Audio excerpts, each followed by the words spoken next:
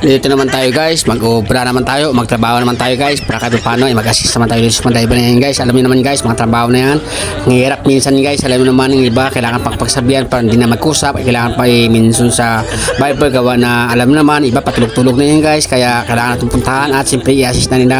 Yan nga nilang ginagawa. Alam naman guys, minsan napakadelikado sa mga oras na yan guys, kaya alam naman, pagdating sa trabaho, sa buhay, industrial, siyempre isa na rin dito ay mga materialis natin at mga habit natin guys ay simple mabigat na bagay yan.